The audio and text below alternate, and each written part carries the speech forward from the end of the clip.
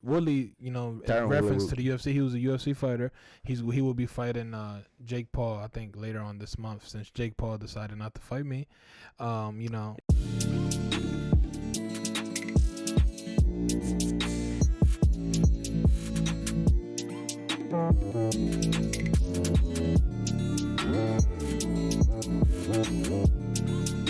Welcome back to another episode of the You Know the Vibras podcast. Do you know the Vibras? Cause we know the Vibras. This is your host, Michael Carrasco, aka Mr. Golden, and as always, I'm with my boy Wanda Don. All right, in today's episode, we're gonna do another monthly review. We missed last month, so we're gonna bring it back this month and give you guys a lot of stuff happening, a lot of positives. Some of the stuff is just negative, but first, let's give a shout out to today's sponsor. We got Golden Apparel. We're rocking the t-shirts. They should be launching in August, first week of August. Yep. And yeah, so get ready. We're going to link their Instagram below. That way you guys can go follow them. But you got a quote of the day for us? Yeah, it's a quote, but it's also like a question quote, if that makes sense. All right. And it's from Buna Muhammad. He's a Canadian poet. And it's just simply stating and asking, if the world was blind, who would you impress? Ooh. You know what I mean? And it's just like basically stating or asking or just trying to make reference to people depending on, you know, how they look. You know, and not really relying on like the genuineness of themselves. You know what I mean? Like they don't really put emphasis on their character and how they, you know, are within, more so their outer like appearance is what matters to a lot of people. So basically saying, if everybody in the world was blind, hypothetically, who would you impress and how would you impress them? It's like, who do you have to impress at that point? Yeah, well, basically saying, how would you catch people's eye? Yeah. No pun intended. You know what I mean? Yeah, exactly. I like that quote. Good quote. Answer it though. Me, how? Yeah. I mean, I feel like nowadays a lot of people pretty much when they try to impress somebody, they try to, you know, bring out like the materialistic stuff. I feel like for me in that situation. So let's just say hypothetically, there's a female, you know, that you're trying to impress, but she's blind. How would you impress her? If that makes sense. How will I impress her? Yeah. I mean, using my voice, I guess. Like, you know, now you talk, you know, okay, I got this and that. Like, that's what most people do. But, you know, just my ambition, like what I want to do in life, where I plan to be. Very good point. Type of stuff. Yeah. Facts. I like that. But talk to the people about what's been going on with you recently. You got some contacts, you know, enlighten them on your eyes. You know, you got yeah. So that's it's kind of funny how I got that quote right. Right. Yeah. Good. Well played, my boy. Yeah, well played. I thought you was gonna catch on to it. So I'm like, man, this. But yeah, You're blind. Yeah, I'm like low key blind. I'm not. You know, it's not like I can't see without glasses, but I really should be wearing my glasses. So with the mask, you know, when I have my mask on and the glasses on, they get foggy. Yeah. So I haven't been wearing it for the past like year and a half. Yeah. So I went to the doctor today, decided to get some contacts. So if you see me blinking, yeah, that's why. It's because I'm kind of getting used to it. So let's do this. I want you guys to count how many times I blinked throughout the video. I like and that. And then put it in the comments. Starting now. Y'all really gonna have to pay attention to that. Yeah. So you got contacts. I got a haircut. I will take my hat off, but I have a bad hair day, and I can finally wear hats now. So yeah, that's good. You feel me? Something a little clean for the listeners. I'm sorry you can't see this, but that's the you know how we could get you guys to watch the videos. People on Instagram. But let's start the episode. Yeah. So let's start review. Yeah, monthly review. Let's get started with you know, recent news. The Bucks. The Milwaukee Bucks. Bucks. Man, I'm impressed, bro. They came back from a 2-0 deficit. They did. And they went to game 6. Last game that I saw prior to this one, they were down by like 20 points. Yep. And they like they just put in the work and won by 20 points. Right. Well, you know what it is like, since Giannis is so motivated, like in his post game interview, he had mentioned that he could easily be one of those guys that, you know, goes to the like a super team, right, and, you know, like win without he's playing his role and win. And just win. But he had mentioned that he'd rather take the hard way out and, you know, carry his team to success. We know him putting the team on his back instead of and that will motivate other people in the team to actually, okay, we're seeing you put in the work. We don't want you to just do it by yourself. Kind of like, all right, let's go, guys, type of thing. Right. Nah, man. So shout out to the Bucks, man. That you said how many years it's been? It's been 50 years since the last time they won. Yeah. Or is it the first one? I think it's the first one in 50 years. Yeah. Wow. Oh, so the franchise been a thing for 50 years, and they just won. All right, so yeah, shout out to the Bucks, man. 50 years, you finally did it with, you know, a strong core of guys, no superstars outside of, you know, just guys working together and, you know, just knowing how to work with each other. And I feel like it's that what everybody says. There's no I in team. So. Do you think if the Nets weren't, you know, so hurt, would they have made a run and, you know, impacted the playoffs in a different way? Because I feel like they would. Yeah, they were hurt, you know, and the Bucks took advantage of it. Yeah, won. Yeah, I mean that's what you have to do, you know. If you can find the opportunity to get to the finals, or, you know, even come second place, but when you're second place, you're just the first one to lose. Juicy Drake said that. Hey. So yeah. So I feel like it would have been a different series for sure. Tough. So that's NBA news.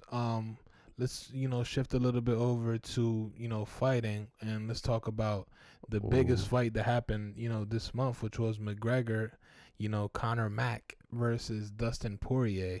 Yeah. Man, it was I bet I lost a lot of money on that fight. Let's just put that out there. I bet on the fight. Man, see, that's why I don't like. I don't like betting on fights that much. It's just because it's a big risk. Yeah, but technically he didn't lose. Yeah, he didn't lose technically because it was a stoppage by the doctor. Like, his leg was literally hanging, like. Right. So he couldn't continue.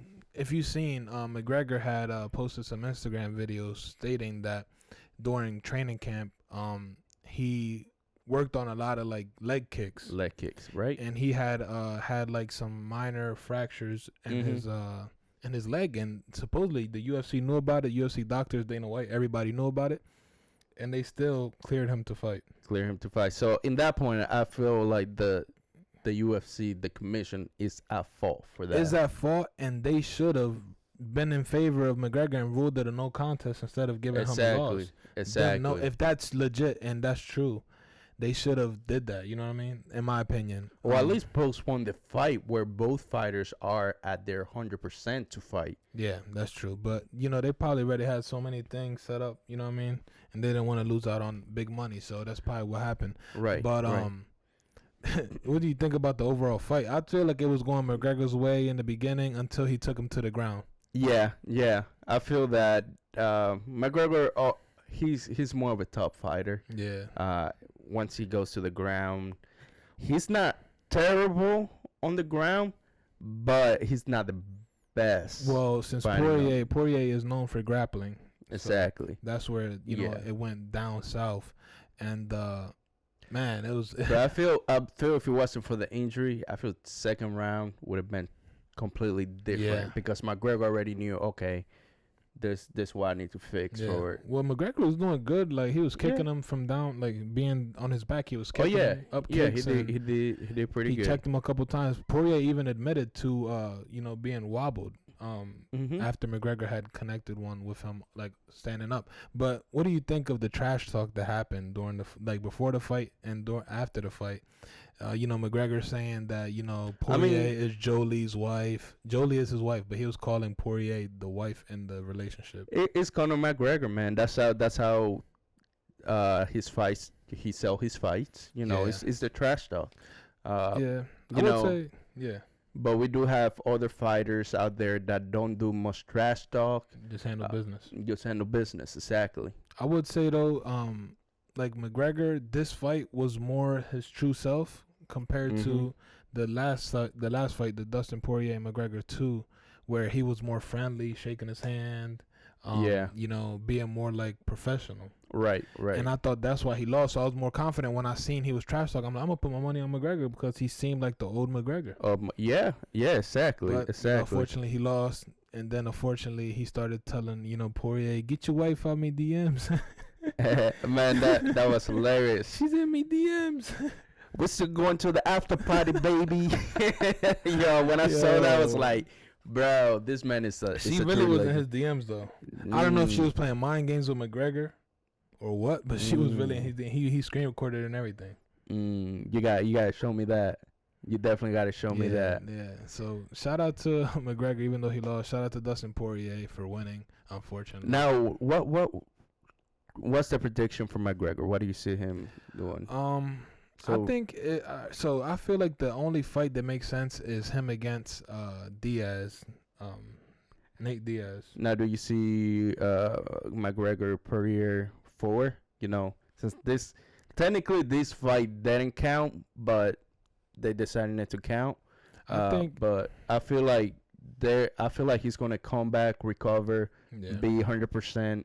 And fight Poirier again, but doesn't Poirier has to fight somebody else for the belt? Yeah, well, the Charles Oliveira for the championship belt. But I feel like McGregor, now he said he has a titanium leg, so now he said he's invincible. He said now he has more leg kicks because he has a rod down. He said, I got a rod down me leg. I feel like the Terminator.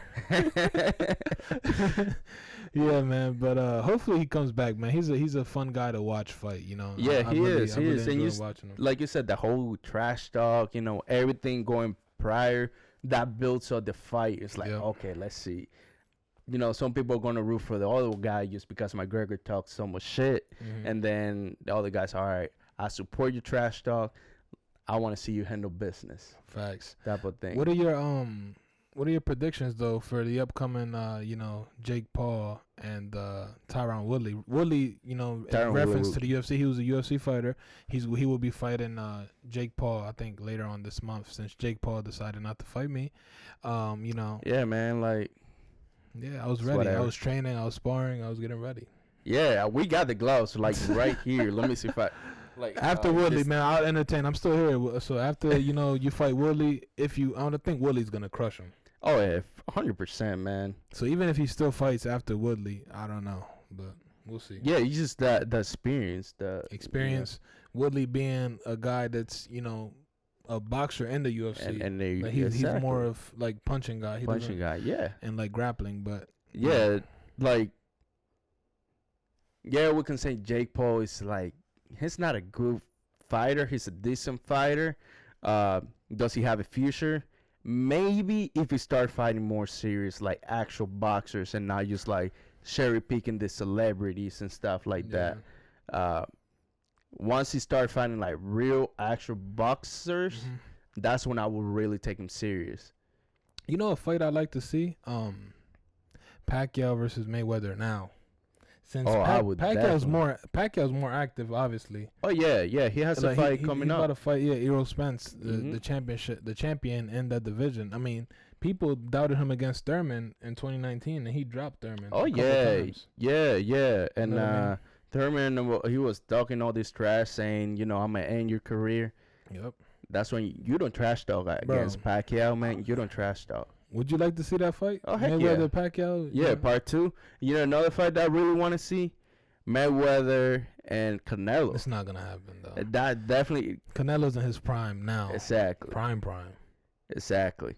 But, I mean, Mayweather, kind of beat him at his prime. Why not, But I feel Mayweather should just stay away. That would be an abuse, stay away from boxing. Just keep doing your TMT. Making that money. Yeah.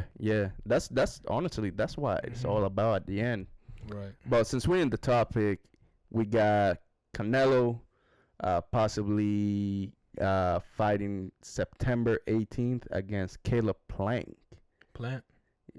Plant, whatever his name is. That's how much I really haven't heard about the guy.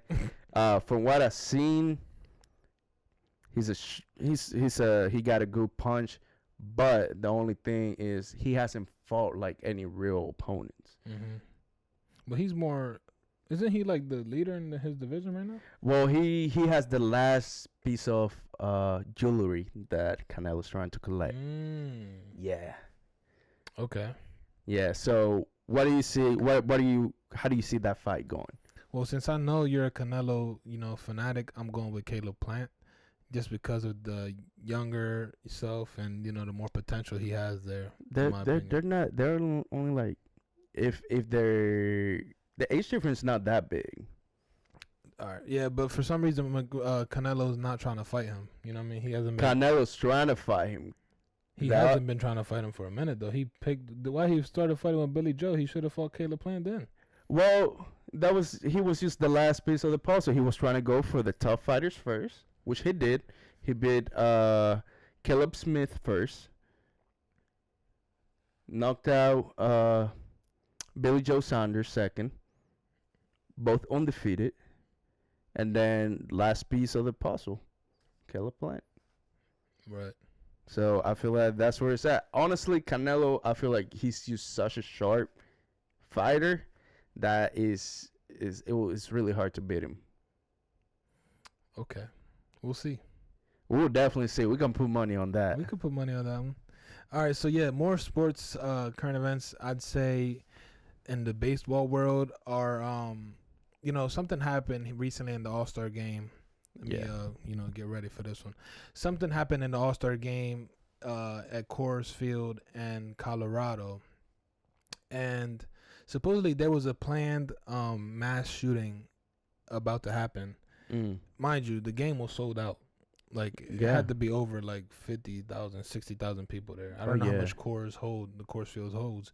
But they said that they found 10 guns in the hotel room. Also, they arrested 4 guys. They found also body armor. Man. The hotel room that they were at was like a balcony overseeing the field. So if they had like snipers, they could probably, So shout out to the what's it called? The housekeeper. The housekeeper. Shout out to the housekeeper for calling the police as soon as she seen that. And, putting a stop to it, because it would have got really bad. You know what I mean? It sucks that there's still people, sick in the mind to even try to do that to innocent people. Yeah, no, is there any motive behind this? It's just... Well, it has to be something that, they're trying to target mass crowds. So they targeted the Coors Field game, and then recently they targeted the Nationals. Yeah. So a Nationals game, there was a shooting outside of Nationals Park. I don't know the story behind that one. I don't know if there was big guns in that one, but I did hear that. Yeah, the players were running out of the field, and then also seeing that supposedly there's a curfew now in Washington D.C. Man, that's crazy. Based on that. Man, it's that type of stuff makes me sick. Like, yeah. What's the motive? Like, I want to know, like, really the motive, because it's like, who there did you wrong? Mm-hmm. Like, are you mad at the team? Are you mad at the league? Take it out with the league. Do what you have to do. Just don't go out there targeting. No, don't do it at all. Not like in the violent way. But they're not players though. The people they're not players. Yeah, they're just exactly. So like, I don't get the big motive. Like, probably something deeper that we don't know about. It just sucks that the innocent bystanders are affected by it. Exactly. That's like, what kills me. People, it's crazy to think that somebody went to a baseball game with their family and never came back home. Mm-hmm. Like, that thought. It's like, what if happens to me? What if happens to somebody that I know? Yep. And I feel like people should just find better ways of dealing with their anger. If you have anger issues, want to take it out, don't take it out on the war. Get a punching bag, put it in the basement. Yep. Facts. I agree, bro. And I don't know, man. Hopefully, those people can find help. Find a way to alleviate what they're going through. but just don't put it out on people that have nothing to do with what's going on in your life. You know what I mean? That. Yeah. It just sucks, bro. People just going there to watch a baseball game and have to deal with, you know, their risk, their life at risk. I said their risk. Wow. I had a Michael moment. Their life at risk. What that's supposed to mean? Yeah, you and your, you know. Hey man, listen, it's my accent that makes me sound different. All right, don't blame it. Blame it on me. So yeah, man. That's a little bit of what's going on in sports outside of like the Olympics and everything that's coming up that we talked about, as you could see, you know, in our previous episodes. Check that one out as well. Very good talk. Now, let's shift over to, you know, what's going on in the Caribbean, and you know, there's been a lot going on. You know, like Haiti, Cuba. Yeah. Started off with Haiti. Yeah, so, you know, sadly, about 2 weeks, we said around 2 to 3 weeks ago, the Prime Minister, Mr. Moise, was killed at his house. His wife got shot as well. I wonder her condition. From what I have from the research that I did, she's in stable conditions. They actually transported her to Florida, where she's, you know, hoping for a speedy recovery. And on that, you know, the whole country, you know, is just all over the place. Shambles. Yeah. They recently appointed a new prime minister, but still the people are still like, why, like, what is happening, type of thing. There's a lot of questions with that situation that come to my mind. First thing being, was there a hit like planned on him? Like someone within the government in Haiti, was there, you know, someone that wanted to take him out to become the new prime minister? Right, exactly. You know what I mean? There's always that sort of ego and, you know, hatred within governments. And it's crazy. When you're in politics, it's like, it's crazy, man. Like, people do crazy things, like, and it's crazy because us, the general public, don't see it. Right. You know what I'm saying? And but according to investigations, they're looking at a key suspect based out of Florida. That's who they think ordered the hit. It's actually another Haitian. Somebody from Haitian descent. A citizen, so they were looking. That's like who their prime suspect is. But from what the investigation going on, you know, there were 28 in total. Mercenaries. Wow. Most of them Colombians, 2 Haitian American. Really? Yeah.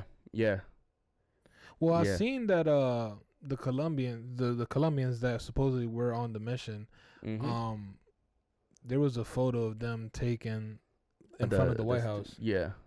Like similar to Pablo Escobar when he was being looked for by the United States and the Colombian government. So they took the similar photo to kind of like mock, you know, the people. Right. Yeah. So that's apparently they all been, you know, arrested. Wow. Congrats. 3 of them dead. Government. Yeah. 3 of them were killed, and so there's 25 left. I believe 3 of them are in critical condition. But from the investigation, killed by who? Just police officers, man. They actually got near where everything happened, near the presidential house. Oh, wow. They were actually found them in a house near where there was a shootout. Also, the citizens of Haiti went on the streets looking for these people that did this horrendous thing. I don't want to get too graphic, but just to give you guys more details, he was shot around 12 times, and apparently was crying for help for about 10 minutes before he passed. Yeah. So the people took to the streets looking, helping the authorities. They found them, but it's just a bit like, who ordered this hit? Why was it hit? What's the big reason behind it? Like you said, a political reason. It said, whole ego type of thing, like you were mentioning. But yeah, that's what been happening with them. And yeah, gladly, you know, his family is safe apart from his wife who got wounded. Yeah. Actually, from the reports, it's actually one of their daughters was in the house but hid in one of the rooms. Oh, wow. And was untouched. I guess they never found them. Wow.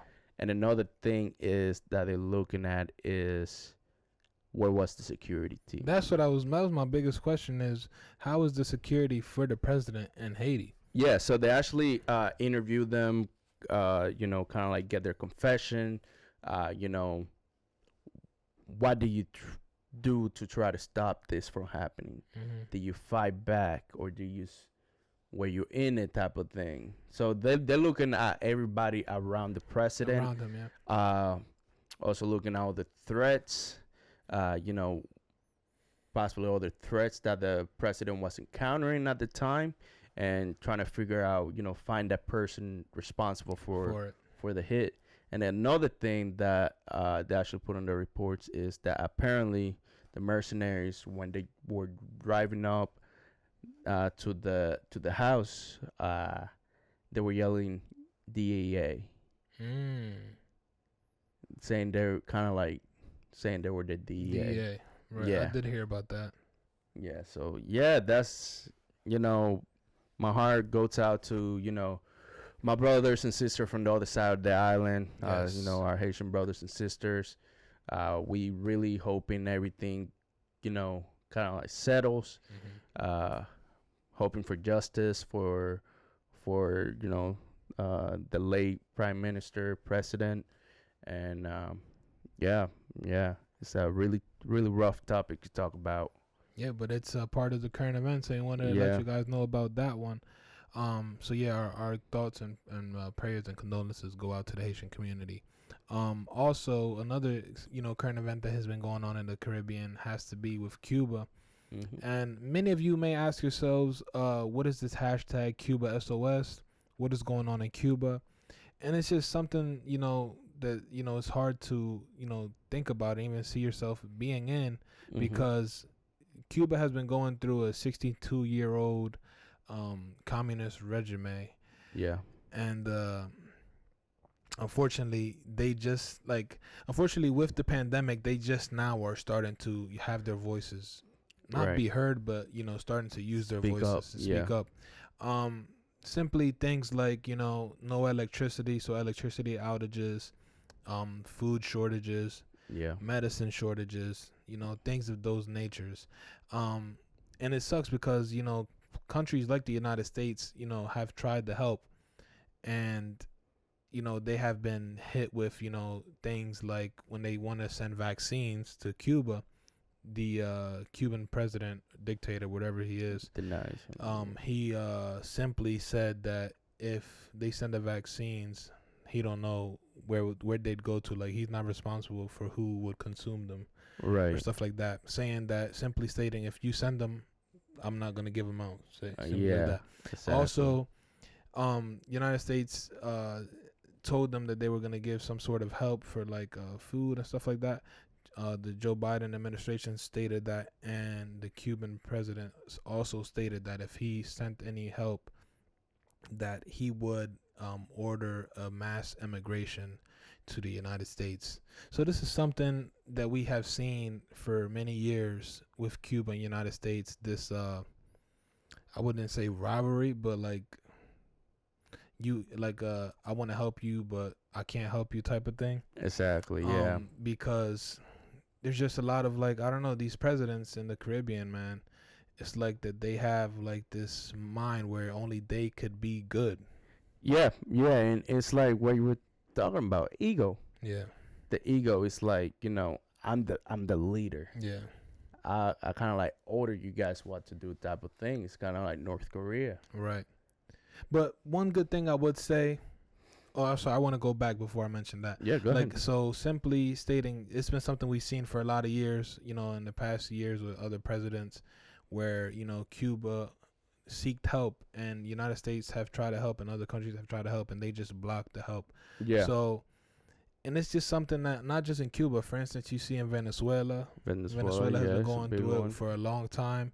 Well, I remember I can't remember if it was last year or previous years, where United States had sent food and simply the government would never give it out, and you'd go to the garbage disposals and see all the food that was sent, and people digging in trash trying to find food, and it's sad. It is very touchy. Sad. You know, that's why people. This is something that people in the United States and other countries that have to deal with immigration have to see, and is that these people are going through a lot of tough times, and they just want to seek help through another country, so they decide to immigrate for a better life and better opportunity. So don't just look at them as criminals and all this stuff. These people are immigrating to better themselves, with their health and money wise. And they're not coming here to do any harm. They're coming. They just come over here to live the American dream. To live the American dream, make money and also, be able to live. Yeah, I mean, what I like to point out always is like when people say you don't belong here or something like that, I always bring up, where did your ancestors come from? Great point. Exactly. Simple as that. Where did your ancestors come from? Yeah. And it's tough, man. I mean, it sucks when your leaders and stuff are telling you things about people that are immigrating, and that's all you want to think, but you don't want to do the research yourself and actually see the reasons that they are seeking help and coming to your country. Obviously, you don't want to get overpopulated, but the fact that these people aren't trying to do any harm is something that you should at least consider. But like I mentioned, so Venezuela had to deal with immigration, right? So they immigrated to Dominican Republic. They immigrated to like outside United States, or Mexico, they'd go to Mexico, things like that. Cities, and people accepted them, and wanted to help them. Same thing is happening with Cuba. Cuba is going through a lot right now, and like I said, the president ordered that if the United States wanted to help, there was going to be a mass immigration. And United States always dealt with immigration through Florida with Cuba. With Cuba, and also Haiti. Yeah. But one thing I want to point out is I applaud the Cuban community and also people that support Cubans and are doing these mass protests. That you guys are actually being heard.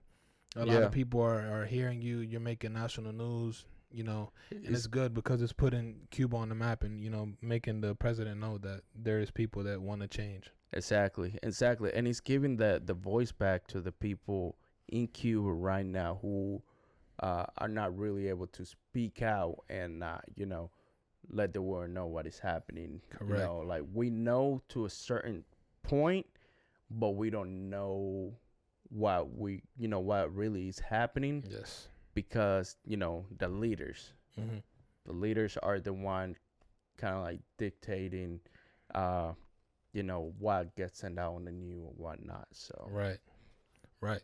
So now, man, our thoughts are with Cuba as well, and we hope everything gets situated out there. We hope your voice continues to be heard, and we hope that there are some changes within the government or just changes in the community, and that can help you guys get the medicine, get the food, get the electricity you need. Yeah. I also seen something about internet. There was a lack of internet in the country. So that's something like we mentioned way back in another episode when we talked about when Colombia was blocking social media and internet. It's something similar. So like we said in the past, be grateful for what we have. Be grateful, right now, but also be prepared. The time that internet does get blocked, you'd be able to live without internet, if that makes sense. Start practicing, like social media, like breaks and detoxes. So if it ever did come to that point, you'd be able to survive without it. Read books, do things more, interact more with your family, go outside, go for a walk, things like that. You know what I mean? So 100% agree.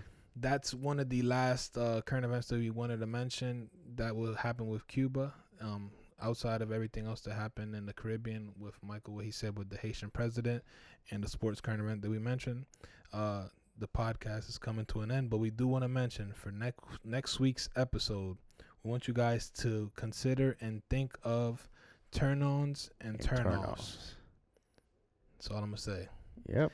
And thank you guys for joining this episode. Thanks for watching. Thanks for listening. Our listeners, man, I feel like we don't give the listeners no love. I know you know, you guys, we appreciate you guys. Let's mention they're coming from. We got listeners from France, Germany, the Netherlands, the UK. What's another Dominican Republic, Puerto Rico. Yeah. We you guys are all over the globe, and we really appreciate you guys, you know, tuning in, checking us out. Facts. Like we always say, you guys are our biggest motivation for keep on doing this consistently and bringing you guys content. So let us know what type of content you really want us to speak on. If there's a certain topic going around, you know, whether it is in your country or you know, or your certain state or within your community, let us know. We'll definitely you know, include it in the episodes. Right. And like you mentioned in the last episode, I feel like it's important that, you know, we let you guys know the viewers are going to have, you know, things there for the viewers, and listeners are going to have things like perks for the listeners. Does that make sense? Right. There's going to be 2 different types of content coming here shortly. Season 2 that you guys will really enjoy. Trust me. We've been working, you know, thinking of new ideas to, you know, and make you guys have more entertainment. Yes, sir. So it's important also, I forgot to mention that listeners leave a review. It helps the podcast grow and boost the podcast on these platforms. Also, if you're viewing us on YouTube or wherever you want to view us, make sure you drop a like, share the video, and subscribe, please. And hit that notification bell. So you get every Monday at 12. That's all you need to know. You already know. Notification will help you as yeah. well. If you know you tend to skip out, you know, if you sleep too far past 12. But yeah, it's a great talk. It's always good doing these month in reviews. So some people that aren't that don't know, of these certain events that have happened, to, you know, let them know of what had actually happened. Yeah. That's always good to you know, enlighten you guys, give you guys new make you guys aware of what's happening around you, type of thing. Yeah. But as always, guys, thank you for listening. Make sure you follow us on all social media platforms. And always remember to subscribe, and let's vibe.